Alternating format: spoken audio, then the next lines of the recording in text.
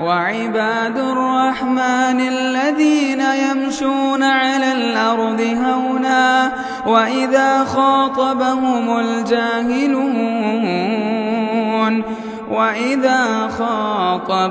الجاهلون قالوا سلاما۔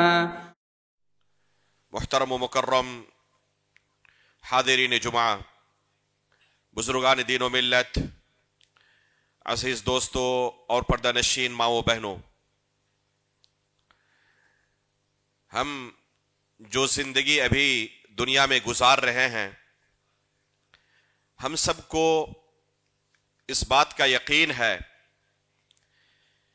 کہ یہ ہماری زندگی ہمیشہ رہنے والی نہیں ہے۔ ایک دن ضرور بضرور ایسا آنے والا ہے کہ ہماری یہ زندگی ختم ہو جائے گی اور ہم اپنی اپنی قبروں میں ہوں گے۔ وہ وقت کبھی بھی آ سکتا ہے، چاہے یہ زندگی جتنی بھی لمبی ہو جائے، ایک دن اسے ختم ہونا ہے۔ کل نفس ذائقۃ الموت، اللہ رب العالمین کا اٹل فیصلہ ہے کہ جسے اللہ رب العالمین نے زندگی دی ہے اسے موت کا مزہ چکھنا ہے۔ آئندہ 100 سال 150 سال کے بعد ابھی جو یہاں ہم موجود ہیں اپنی اپنی قبروں میں ہوں گے، زمین کے نیچے ہوں گے۔ ہم میں سے شاید کہ کوئی بھی آئندہ 150 سال کے بعد اس زمین کے اوپر نہیں رہے گا۔ میرے بھائیوں، یہ زندگی ختم ہونے والی ہے۔ اس کے بعد کا جو مرحلہ ہے یہ ہمیشگی کا مرحلہ ہے، آخرت کا مرحلہ، جنت و جہنم کے فیصلے کے بعد کا مرحلہ، یہ کبھی ختم ہونے والا نہیں ہے۔ یہ زندگی جب ہماری ختم ہوگی، اس کے بعد پہلا مرحلہ جو ہمارے سامنے آئے گا وہ ہے قبر کا مرحلہ، جس میں فرشتے ہم سب کے پاس آئیں گے اور ہم سے 3 سوال کریں گے جو کہ بڑے مشہور ہیں۔ تمہارا رب کون ہے؟ تمہارا دین کیا ہے؟ تمہارے نبی کون ہے؟ بظاہر یہ سوالات بڑے آسان اور بڑے مشہور معلوم ہوتے ہیں، لیکن کیا حقیقت میں جب اس مرحلے سے ہم گزریں گے یہ اتنے ہی آسان ہونے والے ہیں جتنے لگتے ہیں؟ ظاہر سی بات ہے کہ یہ حقیقی زندگی میں جب اسے ہم فیس کریں گے اتنا آسان ہونے والا نہیں ہے۔ عثمان غنی رضی اللہ تعالیٰ عنہ کے تعلق سے آتا ہے، جنہیں اللہ کے رسول صلی اللہ علیہ وسلم نے 1-2 موقع پر نہیں، کئی موقعوں پر دنیا کے اندر ہی نام لے کر جنت کی خوشخبری سنا دی تھی کہ عثمان جنتی ہیں، عثمان جنتی ہیں۔ یہ خود انہوں نے اللہ کے رسول سے اپنے کانوں سے سنا تھا۔ اس کے باوجود کسی قبرستان سے گزر ہوتا تو زار و قطار روتے۔ جب پوچھا گیا کہ اس قدر آپ کیوں روتے ہیں تو کیا فرمایا کہ یہ آخرت کی پہلی منزل ہے، یہ پہلا مرحلہ ہے۔ اگر آسانی سے اس مرحلے کو ہم نے گزار لیا تو آگے کے مراحل بڑے آسان ہوں گے، لیکن یہاں پر اگر گاڑی پھنس گئی تو قدم قدم پر آگے پھنستے ہی رہیں گے۔ جن کے پاس اللہ کے رسول صلی اللہ علیہ وسلم کی زبانی جنت کا ٹکٹ موجود تھا، وہ بھی اس مرحلے کے تعلق سے خوف زدہ رہتے تھے۔ تو ہمیں اور آپ کو اس مرحلے کے تعلق سے کس قدر اپنے نفس کا محاسبہ کرنا چاہیے اور خوف زدہ رہنا چاہیے، یہ بیان کرنے کی ضرورت نہیں ہے۔ یہ سوالات ایسے سوالات ہیں جن کا کوئی دوسرا بدل نہیں ہے۔ تمہارا رب کون ہے؟ اگر اسی رب کو ہم نے دنیا میں اپنا رب مانا جو حقیقی رب ہے تو پھر جواب آسان ہوگا۔ اگر اسی دین کی ہم نے پیروی کی، اپنی زندگی اسی دین کے مطابق گزاری جو دین اللہ رب العالمین نے نازل کیا ہے، تو سعادت کی بات ہے۔ اگر رسول اللہ صلی اللہ علیہ وسلم کے حقوق کو ہم نے پہچانا، اور ان حقوق کی ادائیگی کی تو بڑی سعادت کی بات ہے. لیکن یہ زندگی غفلت کے ساتھ ہم گزارتے رہے, نہ اللہ رب العالمین کی معرفت حاصل کرنے کی کوشش کی, نہ رب کے حقوق ہم پر کیا ہے انہیں ادا کرنے کے بارے میں سوچا, نہ صحیح دین کی معرفت حاصل کرنے کی کوشش کی اور اس دین کے مطابق اپنی زندگی گزارنے کی کوشش کی, نہ اللہ کے رسول صلی اللہ علیہ وسلم کے متعلق جانا اور نہ آپ کے حقوق کی معرفت حاصل کی, اور ایسے ہی یہ زندگی گزار دی, تو پھر قبر کا یہ مرحلہ انتہائی دشوار کن ہونے والا ہے. بڑے مصائب اور بڑی مشکلات پیش آنے والی ہیں. اس لیے ایک انسان کو اس دنیا میں شریعت کے متعلق کم از کم بنیادی چیزوں کا ضرور علم ہونا چاہیے. کچھ مسائل ایسے ہیں شریعت کے جن کا علم ہر مسلمان کو ہونا چاہیے, چاہے وہ پڑھا لکھا ہو یا نہ ہو, اور کچھ مسائل اہل علم کے لیے ہیں. راسخ فی العلم کبار علماء اگر ان مسائل کو جانے, عام طلبہ علم نہ جانے, عوام نہ جانے, کوئی فرق نہیں پڑتا. کچھ مسائل ایسے ہیں جو انتہائی باریک ہیں, دقیق ہیں, وہ ہر ایک کے لیے نہیں ہے. کبار علماء ان مسائل کو حل کریں گے, عوام کو بیان کریں گے, لوگوں کو بیان کریں گے, اور لوگ علماء کی رہنمائی میں ان مسائل کو اپنی زندگی میں تطبیق دیں گے. لیکن کچھ ایسے مسائل ہیں جنہیں آپ اپنی زبان میں بنیادی علم کہہ سکتے ہیں شریعت کے متعلق. تو ان میں سے ایک مسئلہ اللہ کے رسول صلی اللہ علیہ وسلم کی معرفت اور آپ کے حقوق کی معرفت کا ہے. یہ سوالات صرف علماء اکرام سے نہیں کیے جائیں گے, یہ سوالات صرف طلبہ علم سے نہیں کیے جائیں گے, بلکہ ہر بندے سے یہ سوالات کیے جائیں گے. اس لیے علم اس کا ہر ایک کو ہونا چاہیے. اگر کوئی کہے کہ مجھے ان سوالوں کا جواب نہیں پتا کیونکہ میں پڑھا لکھا نہیں تھا, کیونکہ مدرسے میں داخلہ نہیں لیا تھا, کیونکہ میں عالم دین نہیں تھا, تو کیا یہ عذر پیش کر کے اللہ کے پاس وہ بچ جائے گا؟ فرشتے جب ان سے سوال کریں اور وہ کہہ چکے میں عالم دین نہیں تھا, اس وجہ سے مجھے ان سوالوں کا جواب نہیں پتا ہے, تو کیا یہ عذر قبر کے اندر اس سے قبول کر لیا جائے گا؟ ظاہر سی بات ہے کہ یہ قبول نہیں ہوگا. تو اس کا علم ہمیں اسی دنیا میں حاصل کرنا ہے. یہ دین کے بنیادی مسائل ہیں جن کا سیکھنا ہمارے اوپر سب سے پہلے فرض ہوتا ہے. دوسری دنیا کی تمام چیزیں ہم سیکھتے رہتے ہیں, لیکن دین کے بنیادی مسائل کے تعلق سے غفلت کی زندگی گزارتے رہتے ہیں. اس لیے میں نے آج کے اس خطبے کا عنوان یہی چنا کہ رسول اللہ صلی اللہ علیہ وسلم کے ہم پر کیا حقوق ہیں, ان حقوق کی ہم معرفت حاصل کریں. اللہ کے رسول صلی اللہ علیہ وسلم کے ہم پر بے شمار حقوق ہیں, جن میں سے ہم چند اہم حقوق کا تذکرہ کریں گے آپ کے سامنے انتہائی اختصار کے ساتھ, کیونکہ وقت بڑا کم ہے ہمارے پاس. پہلا حق رسول اللہ صلی اللہ علیہ وسلم کا ہر امتی پر یہ ہے جو کلمہ لا الہ الا اللہ کے اندر ہم اقرار کرتے ہیں. جس کلمے کے اقرار کے بغیر کوئی شخص مسلمان نہیں ہو سکتا, جس کلمے کے اقرار کے بغیر کسی کو جنت نہیں مل سکتی. وہ کلمہ کیا ہے؟ اشہد ان لا الہ الا اللہ واشہد ان محمدا عبدہ ورسولہ. یہ بنیاد ہے اسلام کی, یہ ہے بنیاد جنت میں داخل ہونے کی, یہ جنت میں داخل ہونے کی کنجی ہے.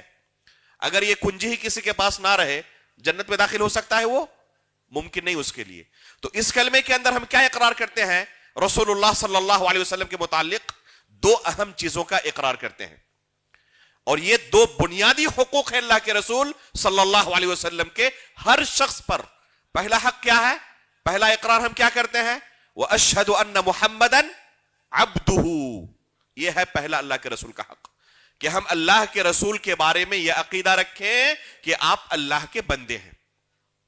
آپ کوئی فرشتہ نہیں ہے, آپ کو اللہ رب العالمین نے انسان بنا کر دنیا میں بھیجا تھا.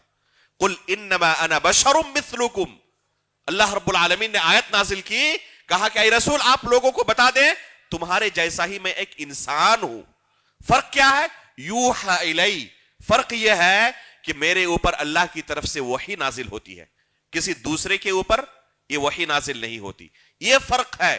لیکن بحیثیت انسان اللہ کے رسول دوسرے لوگوں کی طرح انسان تھے. اور اللہ کے رسول کے لیے عبد کا لفظ استعمال کرنا کہ آپ اللہ کے بندے تھے، یہ اللہ کے رسول کی توہین نہیں، جیسے کہ بعض لوگوں نے ہمارے ذہن کے اندر بھرنے کی کوشش کی ہے کہ اللہ کے رسول کو بندہ نہ کہو، بشر نہ کہو، یہ توہین لازم آئے گی. یہ تعظیم ہے اللہ کے رسول کی. اللہ کے رسول کو جب معراج کے لیے لے جایا گیا، مکہ سے اسرا ہوئی اور بیت المقدس تک اللہ کے رسول صلی اللہ علیہ وسلم کو ایک ہی رات لے جایا گیا اور پھر واپس مکہ مکرمہ پہنچایا گیا. قرآن میں اس انتہائی تعظیم کے موقع پر اللہ رب العالمین نے رسول اللہ صلی اللہ علیہ وسلم کے لیے جو لقب استعمال کیا ہے وہ کون سا ہے؟ یہی عبد کا لفظ استعمال کیا ہے. سبحان الذی اسرا بعبدہ لیلا من المسجد الحرام الى المسجد الاقصى. تو عبد اللہ کے رسول کے لیے کیا ہے؟ تعظیم کا لفظ ہے، توہین کا لفظ نہیں ہے. تو یہ پہلا حق ہے اللہ کے رسول کا جو کلمہ شہادت کے اندر ہم اقرار کرتے ہیں. دوسرا حق اللہ کے رسول کا کیا ہے؟ کہ آپ اللہ کے سچے رسول ہیں. اللہ کے رسول کی رسالت کے اقرار کے بغیر کوئی شخص مسلمان ہو ہی نہیں سکتا، جنت اسے نہیں مل سکتی. یہ ہمارا بنیادی عقیدہ ہونا چاہیے. ذرہ برابر بھی اس کے جنت میں جانے کا کوئی چانس نہیں ہے اگر اللہ کے رسول کی رسالت کا کوئی اقرار نہیں کرتا. افسوس کی بات ہے، بعض لوگ کیا کہتے ہیں، ایسے بھی لوگ موجود ہیں جو کلمے کا اقرار کرتے ہیں، اپنے آپ کو مسلمان بھی کہتے ہیں اور یہ نظریہ رکھتے ہیں، نعوذ باللہ، یہ کلمہ کفر ہے، بس ہم نقل کرتے ہیں چونکہ بعض لوگ اس عقیدے کے حامل ہیں. کیا کہتے ہیں کہ یہ رسالت در حقیقت علی رضی اللہ تعالیٰ عنہ کو ملنے والی تھی. جبریل علیہ الصلوۃ والسلام سے چوک ہو گئی اور محمد کو دے کر چلے گئے. حقیقت میں رسول علی کو بننا تھا رضی اللہ تعالیٰ عنہ. نعوذ باللہ من ذالک. اگر کوئی یہ عقیدہ رکھے تو اللہ کے رسول کی رسالت کا وہ اقرار نہیں کر رہا. اللہ کے رسول کی رسالت کے بارے میں شک و شبہ کا شکار ہے. اور کوئی شخص اللہ کے رسول کی رسالت کا اقرار نہ کرے وہ شخص مسلمان نہیں ہو سکتا.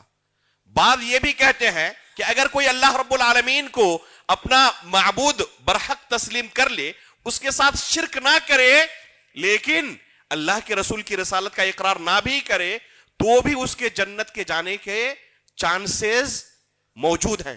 کتنے؟ 0.00000 کر کے آخر میں 1. یہ بھی انتہائی فاسد عقیدہ ہے. اس کے جنت جانے کا کوئی چانس نہیں ہے. یہ ناممکن ہے کہ کوئی اللہ کے رسول کی رسالت کا اقرار نہ کرے اور وہ شخص جنت چلا جائے یا اس کے اسلام کے بارے میں ہم تصور رکھ سکیں. تو یہ اللہ کے رسول صلی اللہ علیہ وسلم کا دوسرا حق ہے. تیسرا حق اللہ کے رسول صلی اللہ علیہ وسلم کا یہ ہے، ہم آپ کے بارے میں یہ عقیدہ رکھیں کہ اللہ کے رسول کو اللہ رب العالمین نے جو ذمہ داری دی تھی، جس ڈیوٹی پر اللہ رب العالمین نے آپ کو مأمور کیا تھا، رسول اللہ صلی اللہ علیہ وسلم نے وہ ذمہ داری کما حقہ ادا کر دی ہے. ذرہ برابر بھی اللہ کی شریعت کو لوگوں تک پہنچانے میں اللہ کے رسول نے کوئی کوتاہی نہیں کی ہے. نہ اس میں اپنی طرف سے ایک نقطہ بڑھایا ہے، نہ اپنی طرف سے ایک نقطہ گھٹایا ہے. جیسے اللہ نے شریعت دی اسی شکل و صورت میں لوگوں تک اللہ کے رسول نے اس شریعت کو پہنچا دیا ہے. اگر کوئی شخص اللہ کے رسول کا یہ حق ادا کر رہا ہے تو کیا یہ ممکن ہے کہ کوئی بھی چیز اس شریعت کے اندر اپنی طرف سے اضافہ کرے؟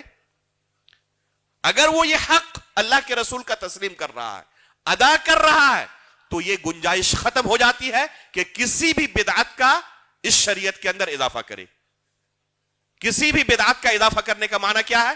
کہ وہ اللہ کے رسول کے بارے میں یہ عقیدہ نہیں رکھتا کہ اللہ کے رسول نے مکمل شریعت ہم تک پہنچائی ہے. ابھی بھی اضافے کی گنجائش ہے، وہ یہ سمجھ رہا ہے، اسی وجہ سے اپنی طرف سے اضافہ کر رہا ہے. اگر وہ عقیدہ رکھتا کہ شریعت اللہ کے رسول نے مکمل پہنچا دی تو اس مکمل شریعت پر اضافے کی گنجائش نہیں بچتی.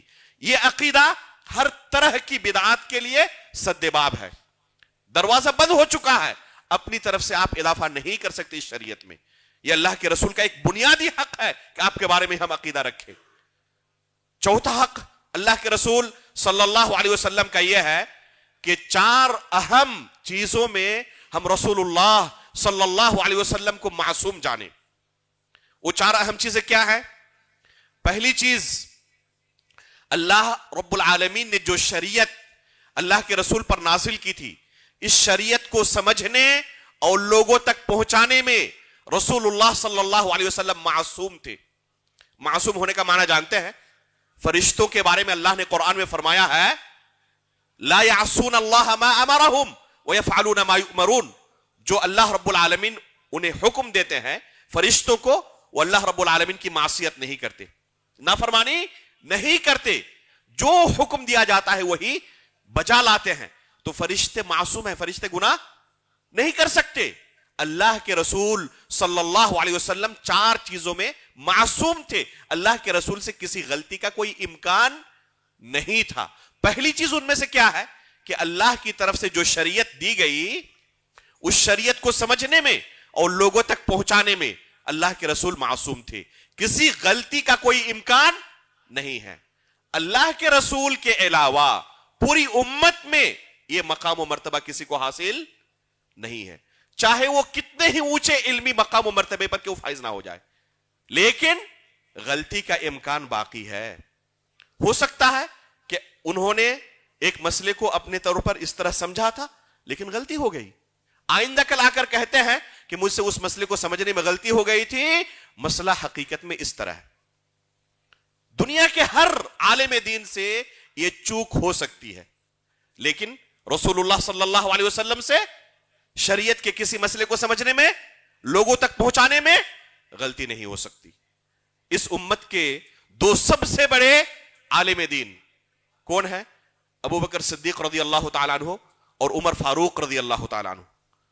ان دونوں کا آپس میں اختلاف ہوا۔ جو لوگ زکوٰۃ کا انکار کر چکے ان کے خلاف جنگ کیا جائے یا نہ کیا جائے؟ عمر فاروق رضی اللہ تعالیٰ عنہ کیا کہہ رہے ہیں کہ ان کے خلاف جنگ جائز نہیں ہے، اور ابو بکر صدیق رضی اللہ تعالیٰ عنہ کہہ رہے ہیں کہ بالکل ان کے خلاف جنگ جائز ہے۔ دونوں کے درمیان بحث و مباحثہ ہونے کے بعد عمر فاروق رضی اللہ تعالیٰ عنہ کیا کہتے ہیں کہ مجھے احساس ہو گیا کہ ابو بکر ہی برحق ہیں، ان کا موقف درست ہے، میرا جو موقف ہے وہ درست نہیں ہے۔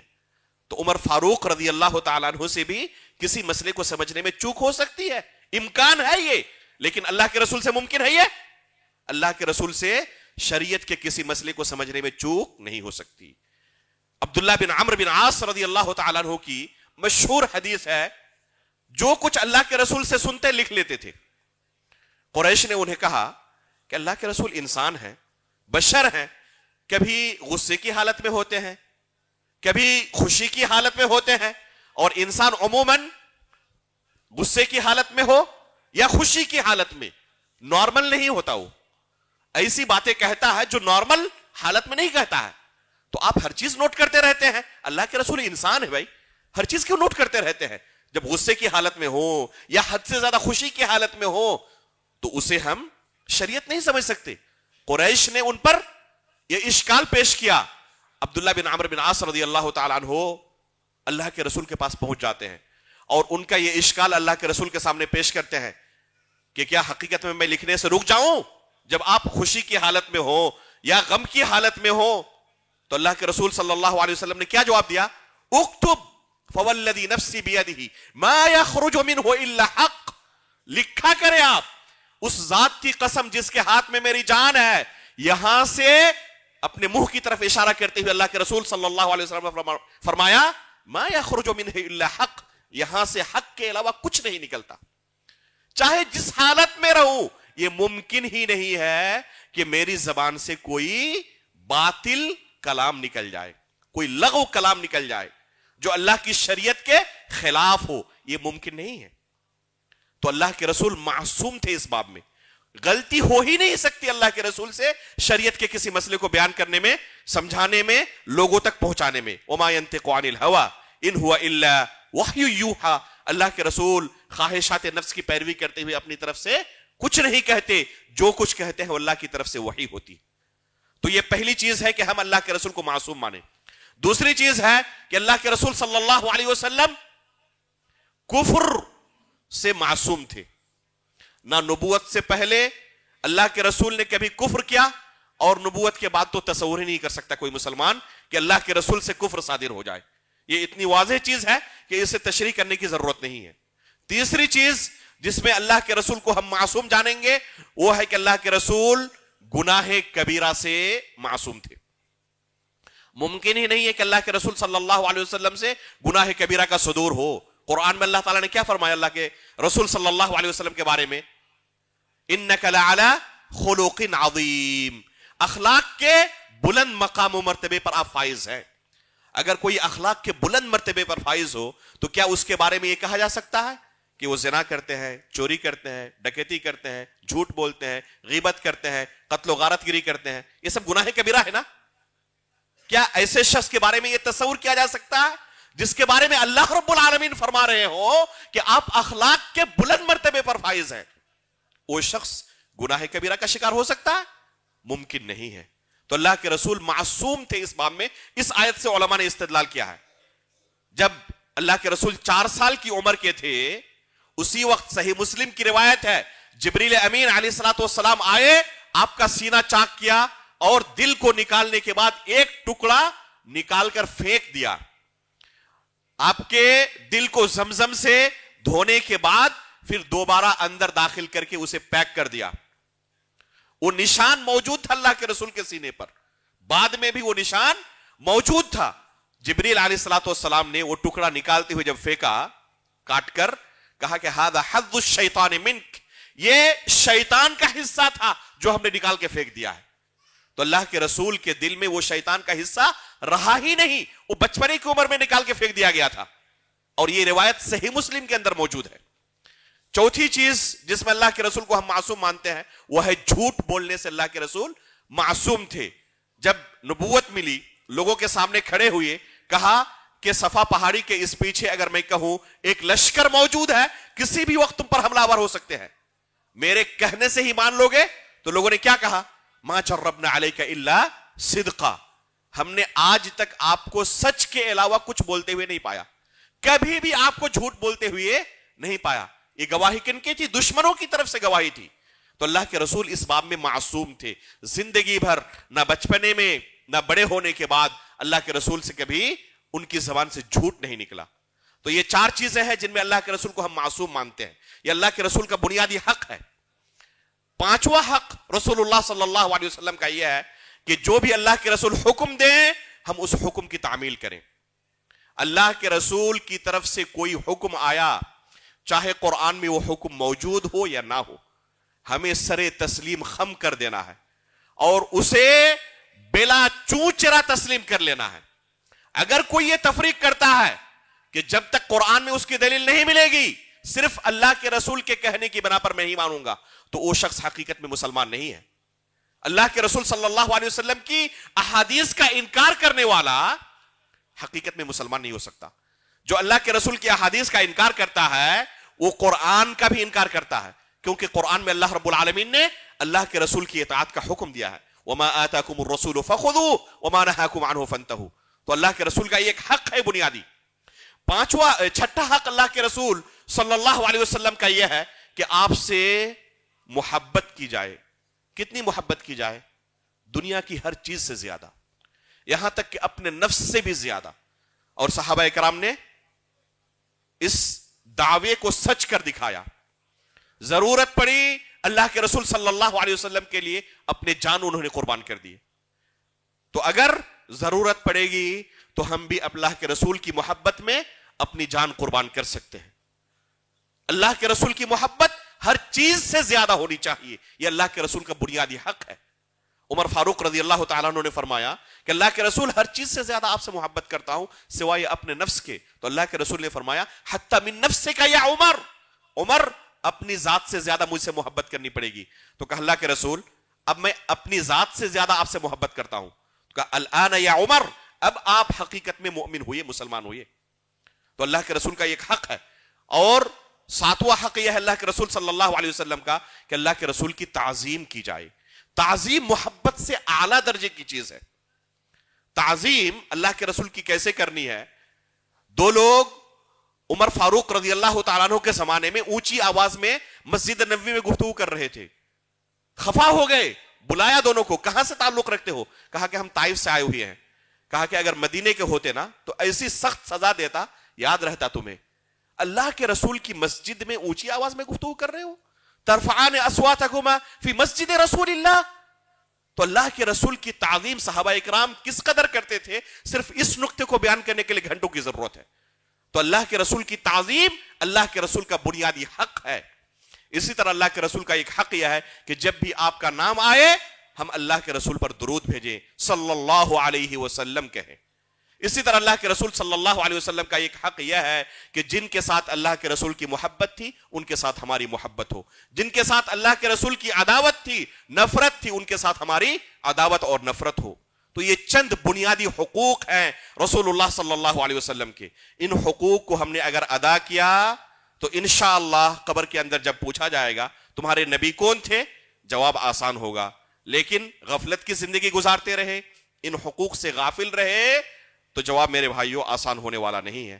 ہم اللہ رب العالمین سے دعا کرتے ہیں کہ اللہ تعالیٰ دین کے ان بنیادی مسائل کو ہمیں سمجھنے اور ان کے مطابق اپنی زندگی گزارنے کی توفیق عطا فرمائے.